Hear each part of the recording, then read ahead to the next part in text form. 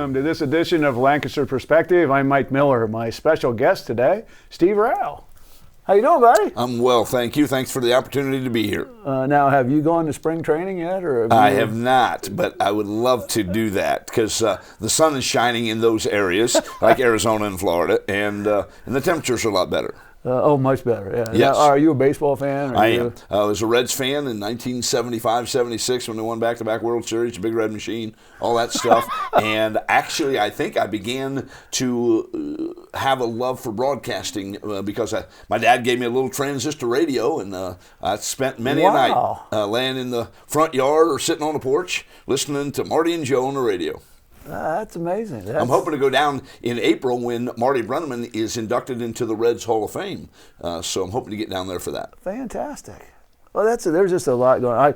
I'm kind of a warm water baseball fan. You know, when they went on strike years ago, they haven't won me bike yet, but I see. You know, we'll see. But you got to watch the Astros because they know how to cheat. I was going to stay away from that, but since you brought it up, yeah, well, they find very creative ways to cheat, and you're missing out on that. Yeah, that's I've only caught a little bit of it, but I guess there's been some very interesting spring training games. Yes.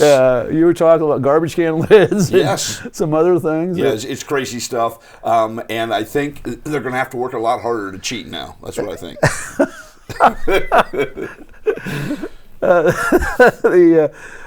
Let's talk a little bit about Steve Rauch. Okay.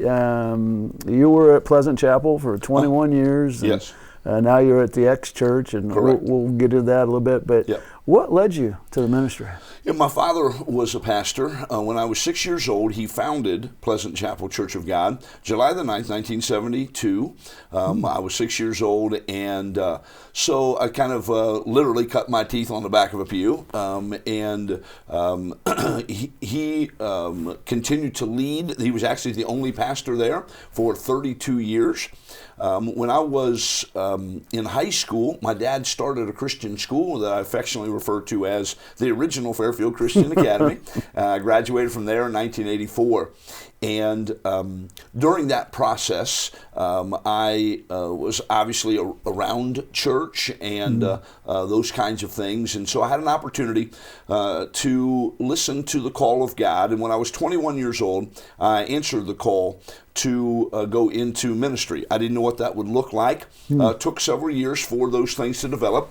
Ended up getting a degree in religion from Ohio Christian University, and eventually getting my Master's of Ministry degree from Mount Vernon Nazarene University in 2016. I did something that most people can't do, Mike. I'm pretty proud of it. Can I call you Creighton? Oh, sure, absolutely. Excellent. Creighton Michael Miller. I did something most people can't do. I'm pretty proud of it. I was able to cram a 5-year degree into 32 years. Yeah. See, I knew you would be impressed. It's really impressive stuff. I graduated high school in 1984. I graduated with a master's degree in 2016. If you're doing the math, that's 32 years. So I guess I've been maybe a lifelong learner and a really slow learner at that. But I got the opportunity. I was ordained in September of 1997. In June of 1997, my dad gave me the opportunity to become his associate pastor. So I was his associate for 7 years. He retired in 2004, and the church voted to bring me on as the primary pastor. And I was the primary pastor there for 14 and a half years. And then God called me to a new assignment, which is at X-Church, meets in the River Valley Mall, where the old Regal Cinema used to be. I know you've been to movies there at Regal Cinema. Yeah. I tried to get into church the other day. I was walking at the mall, and I told you I'd pull them on the doors. Right. The guy walked by and he said, "The church is locked." Yeah, right. Who locks the church? Well, they have to protect us, you know. They From don't me. let us out very often. Yeah, they're protecting us from you. Exactly. They say, "Is Creighton Michael Miller in the room?" Yeah, we got to protect him. So my job there is the group's care and outreach pastor. So if there's somebody that has a particular care need, they're in the hospital, funeral need, that kind of thing, I help coordinate that. I help coordinate outreach events where we serve at foundation dinners. We have a week in July. We're calling it XO Week. That's hugs and kisses to our community. We're loving on Lancaster. We had 38 projects with about 1,500 hours spent and it was a wonderful. We had about 444 people get involved in that process. It was a wonderful week. We're going to do that again here in 2020 as well. And then I am the overseer of our small group ministry. We now call it Circle, which stands for Culture, Invitation, Relationship, Care, Leadership, and Empowerment. And we just relaunched that in January, and that's been really exciting stuff. Oh, I want to go back when you were with your father. Yes, sir. Was it hard to do that? You know, they tell you in ministry, don't do three things. Never follow a long-term minister. My dad was there 32 years. Never follow. Well, you were in school, right? Yes, I was still in school. I was still doing my schoolwork, yeah. Never follow your father and never pastor your family. Well, that's strike one, strike two, strike three. Yeah. I did, that's a baseball reference there. I did all of those things. And it worked out great. It really did. And so there were challenges. My dad and I got along very well, but we also had a difference of agreement from time to time. But it worked out well. It was truly my honor to be able to serve under him. Because the original church was down off Sugar Grove Road. Sugar Grove Road. We actually started at a storefront building on Columbus Street, July the 9th, 1972. It's where a tattoo shop is now, on Columbus Street. Then we moved to 1332 East Main Street in Lancaster. And then we were down off of Sugar Grove Road, and we changed the name to Joy Acres. And now the church is located on State Route 37 called Pleasant Chapel Church of God, just past Coon Path Road. Now, was that a big adjustment for you to go to a new location on Coon Path Road? Was that something? It was. We built a brand new building. In our 47-year history, we'd never had a new building. So that was a challenging thing, but super exciting. We used our building for things like upward basketball. We used our building as a Red Cross emergency shelter. The Girl Scouts met in our building. And, of course, we had church on Sundays and Wednesdays there as well. It was wonderful. When you built that building, was the vision to build again, or was it just, we're going to build this? Yes, as a matter of fact, of course, I'm not the pastor there now, but they have a new pastor. His name is Paul Hensley. He's a wonderful man, doing a great job out there. But we actually had 3 phases, and they're working on one of those other phases right now. They're building a shelter house with a fire pit. Going to be a wonderful addition to the church. Now, a big part, in fact, I know we met playing basketball years ago. And yes. You used to watch me play. And, yeah.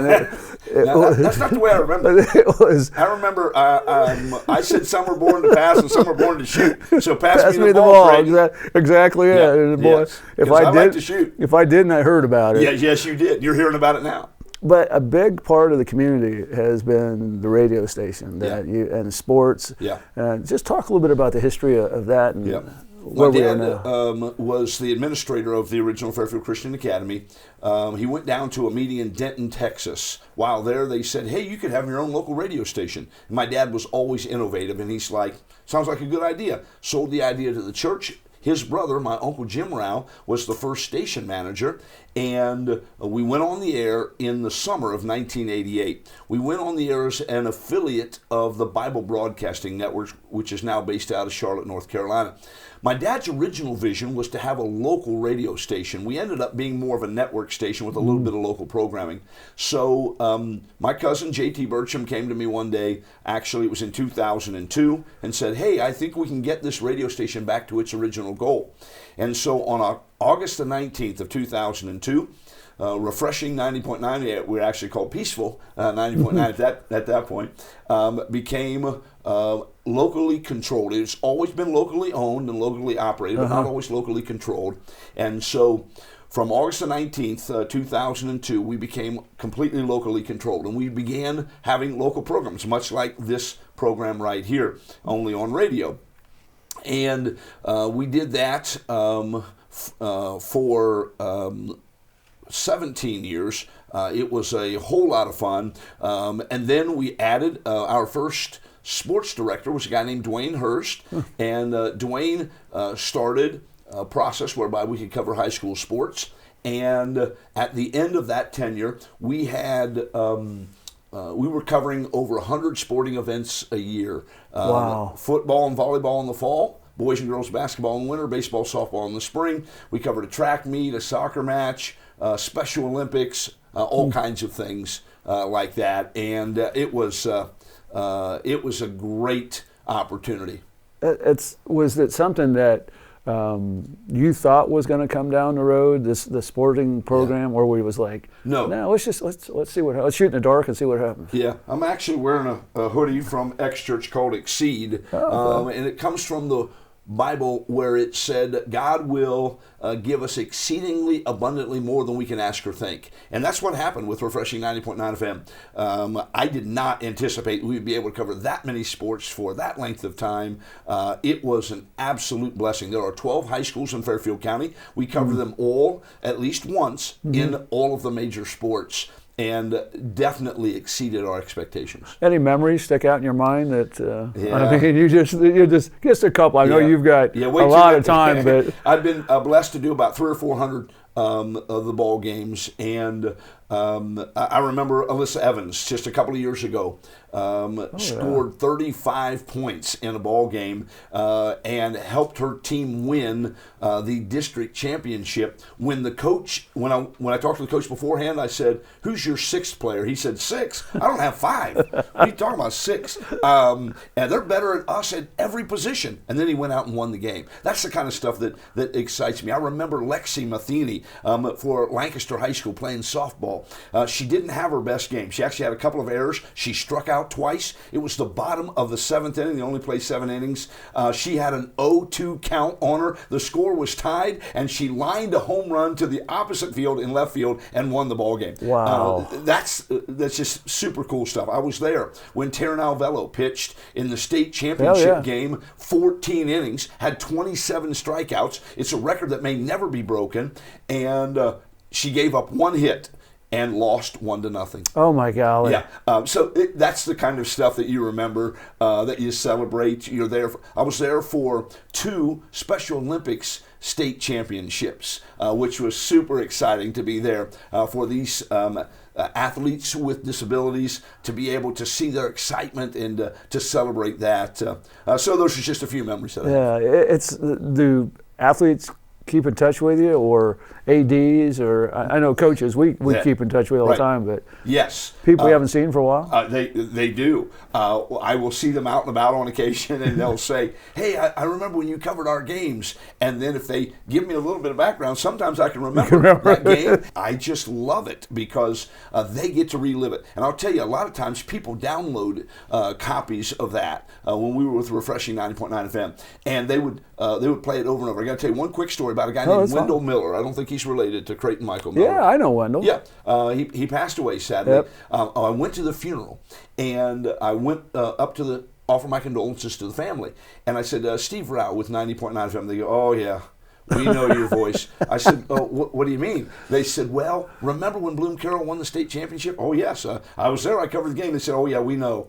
He got a CD copy of it, and we drove to Denver, Colorado, and he put the CD in the CD player in the vehicle, and he was listening to it, and then it got stuck." So all the way to Denver and back, the only thing we could listen to was you calling the state championship game. And so, yeah, we know you and your voice. So it was really fun. He was a wonderful man. So those are the kinds of things. There was a special game for him, and we were there to cover that. And then there was a situation that happened at the game where we were able to minister to somebody at that game as well. It was a wonderful opportunity to share. I have to ask you now, because when you're out someplace, because you're doing radio, I mean, and you go into a restaurant and all of a sudden somebody else, "I know that voice. I know who that guy is." Yes, it's pretty embarrassing. My kids don't like to go any place with me because, that's probably other reasons for that. But because those things will happen where people will say, "Oh, hey, aren't you that guy on the radio?" And many have said I have a voice for radio, and others have said I have a face for radio. And I think here on your program, people can see that's true. I have a face for radio. It's good having you here. I mean, and we're going to get into a lot more stuff. I want to talk a little bit about your new opportunities and talk about your other sports endeavors, and it's great having you here. I'm thinking about all the things in my mind now about all the times we used to play basketball and stuff together. Yes. But anyway, we're going to take a break, and we'll be back in just a minute.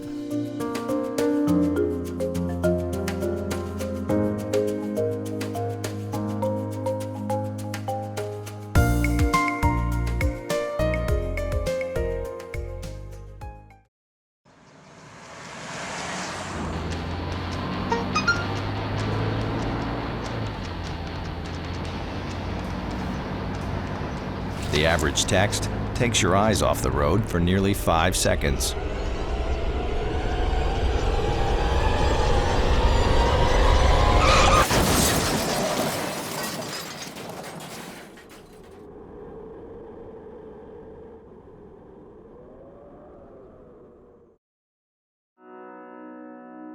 The Frankie Smith Funeral Home and Crematory in Lancaster and the Johnson Smith Funeral Home in Baltimore have a long and wonderful history of serving our community. Feel free to give us a call at 740-653-0652. Stop in and see us at either of our 2 locations, 405 North Columbus Street in Lancaster and 207 South Main Street in Baltimore. Respect for tradition, regard for change.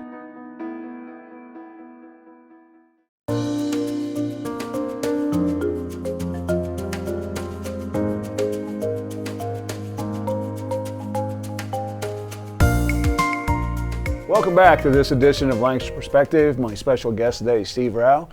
I know you've done a lot with the other church you were with, but now you have a new endeavor. Correct. And how did that come about? You're working with X Church, and I hate to admit that you had to explain to me what X meant. Because it went right over my head. I appreciate the opportunity to share that, because we get that question a lot. They say, X Church, I don't understand. Well, we used to be Crossroads, and one of the challenges with that is there were a lot of Crossroads churches, so there was a lot of confusion. And they say, which Crossroads church are you? And then they say, well, there's a Crossroads Event Center in town. Nope, not us. There's a Crossroads Laundry. Also not us. So it just got really confusing. So we did some research and found that there weren't any X churches. The capital X used to be, and still is, a Greek symbol for Jesus Christ. Back in the day, it was a capital X with a small p on the bottom right-hand side. And over time, that small p kind of disappeared. And the capital X is known as a Greek symbol for Jesus Christ. So in essence, we're Christ Church. And also because we were Crossroads, we already had an X in our symbol, kind of like a railroad crossing. You'll see the X or, that kind of thing. So it was already a part of our symbol anyway. And then we did some research and found there weren't any X churches, so there wouldn't be any confusion. Since then, we have found an X church. It is in Australia, and so I don't think there's going to be any confusion here in Central Ohio. I think we'll be good. Website, phone number, locations? Yes, we are at the River Valley Mall, and we're one church, 2 locations. Our other location is in Lithopolis, and that is just outside the village of Lithopolis. And they meet on Thursday at 7 o'clock for those who work weekends and aren't able to go to church. We have a Thursday night experience. And then Sunday morning at 9:30 and 11:15. Those are the same times for our Lancaster location. 9:30 and 11:15, we're in the River Valley Mall, where the old Regal Cinema used to be. And literally 3 of the theaters, we knocked the walls out. That's our auditorium. Our kids' room, our youth rooms, they're all former theaters there in the River Valley Mall. The foyer where you used to buy popcorn, that's where we hang out. We have our Next Steps area there. We have a VIP room there. So every Sunday morning at 9:30 and 11:15. Our website is thex.church. And actually, our services are live streamed. So you can go to the X.Church and you can see them live while they're happening. You can go back to archived programs.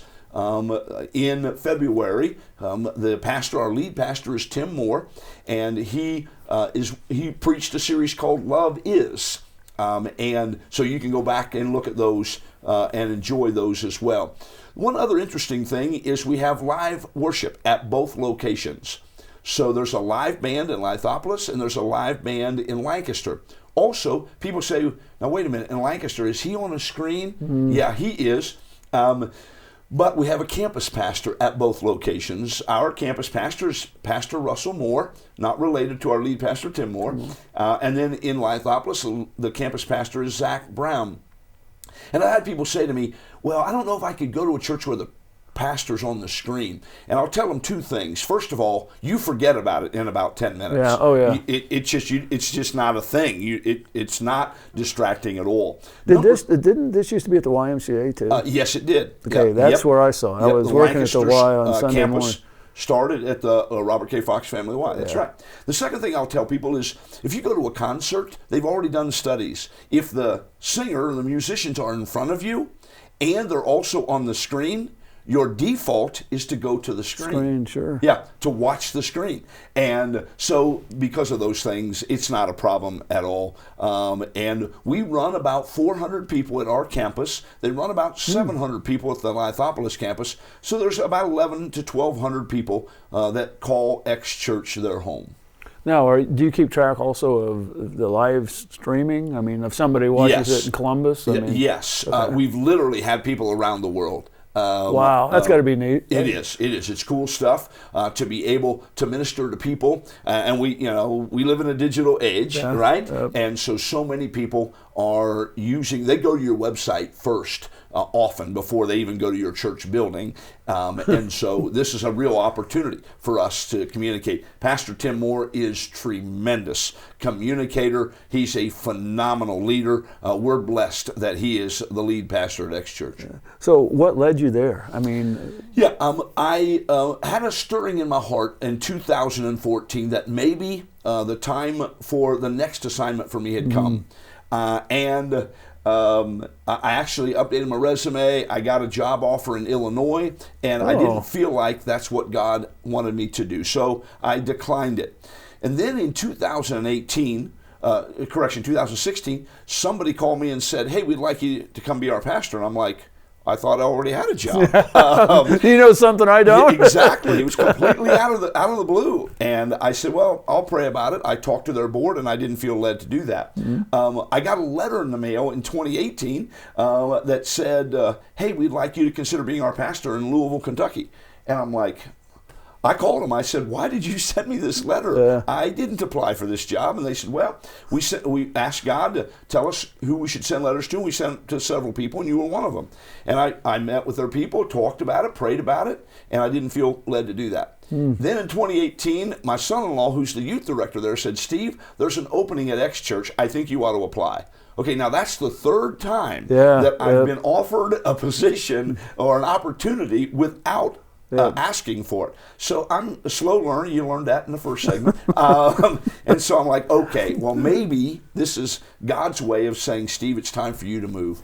And so I went through the process. One of the interesting things, Mike, is that I'm in my mid-50s. True story. Whatever. Yeah, it is. It's a true story. And the church, I'm actually the oldest campus member, staff member at the Lancaster campus. As a matter of fact, you can add two of the staff members' ages together, and they don't equal my age. So I thought, well, they probably aren't going to give a guy in his mid-50s a job. But I went through the interviews. I actually went through 6 different interviews. And at the end of the day, they said, we'd love you to join the team. It was an extra special privilege. They did not have to give me the opportunity. They chose to give me the opportunity. I really appreciate it. It has been an absolute joy of my life to be there for a year and a half and continue to minister there. The other major event was selling the radio station. Correct. And now you're into internet media, Yes. Fairfield County Sports Network. Yeah, correct. Talk a little bit about that. Yeah, well, I appreciate you asking about that because some people said, hey, Steve, why did you sell the station? And I was the president of the station, but not the owner of the station. Pleasant Chapel Church of God owned the station. And when I took the position at X Church, they hired a new pastor, and they wanted to go in a different direction. And so they sold the station effective November the 1st of 2019. And so when they did that, they did three things that I thought were wonderful. First of all, they kept it a Christian station, my dad's original vision. Second of all, they made enough money to pay off their mortgage for the church, which made me really, really happy about that. And third of all, they let me make a transition from refreshing 90.9 FM to what is now 90.9 The River. And in the media business, that doesn't happen. They typically tap you on the shoulder and say, don't come in Monday. And you say, why is that? And you say, because you don't work here. The station's sold. Well, they didn't do that. They gave us plenty of notice. I actually did 4 shows with the people from 90.9 The River as a transition time. That was very gracious of them. And so I really appreciate that. When that happened, 90.9 The River has a different format, and they don't have any local programming. And it really concerned me that the high schools in Fairfield County weren't going to be covered anymore. Of course, there's organizations, Interface Video. They do a great job of covering, but they have limitations. They can only cover a very limited amount of games, and there's 12 high schools in Fairfield County, and small schools like Byrne Union and Amanda and Liberty, they're not going to get coverage. You're not going out to Millersport to cover a baseball game. But we did at 90.9 FM. So I felt like there was a gap there. There was an opening for this opportunity to connect with the schools. So my wife and I founded the Fairfield County Sports Network. It's an LLC.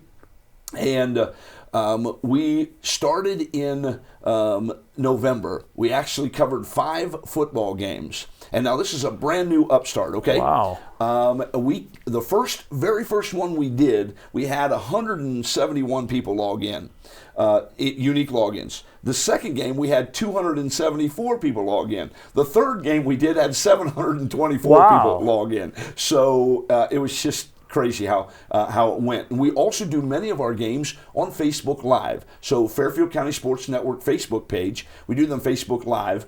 And I did a game on a Tuesday night. It was a girls' game, and it was not a very good game. The final score was 66-22. Okay, not a good game.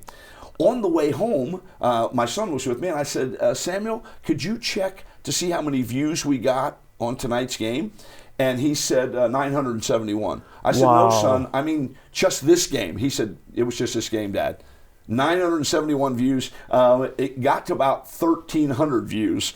So the response has been incredible to the Fairfield County Sports Network. And we are covering baseball and softball primarily on Fridays and Saturdays. Primarily softball games on Friday and baseball games on Saturday.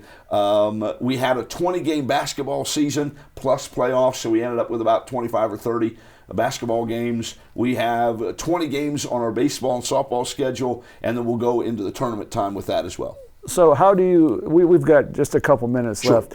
How do you log into this? How do you, and then the other part of that is, do you need sponsors? We do. Thank you for asking both those questions. One of the things that Pleasant Chapel did is they gave me the remote broadcast equipment. It was very kind of them. They didn't have to do that, so I really appreciate that gift. So what we do is we use a laptop through an app, and you go to FairfieldCountySportsNetwork.com and you click on the play button, and you are able to listen to the games that we are doing live. And right now we have 4 sponsors: Fairfield Federal Savings and Loan, Buckeye Lake Marina, Fairfield National Bank, and Frankie Smith Funeral Home. All good sponsors. Yes, they are. They're wonderful. And Mount Vernon Nazarene University has sponsored us as well in the past. But we will do our very best when we have about 8 or 9 sponsors. So we have room for 3 or 4 more sponsors. We'd love for them. They can email me, FairfieldCountySportsNetwork.com. That's Steve.Rauch, the last name Rauch, at FairfieldCountySportsNetwork.com. I'll tell you what, I mean, to make the adjustment from radio to I have to internet media. I'm not a techie guy, so there's just a lot of stuff going on, and I'm so glad you filled this void, because when there was talk of, well, 90.9 is not covering sports anymore, and again we have Interface do it, but we didn't have it on radio. I'm glad you're doing it. This is super. I appreciate you coming on today. We'll get you back on, and as other things progress and as you get your schedule going. But Excellent. Thanks for coming in, man. Yeah, Appreciate thank you for the opportunity. Thank you for the invitation. And anytime I can see Creighton Michael Miller, my day gets better. He should run for office.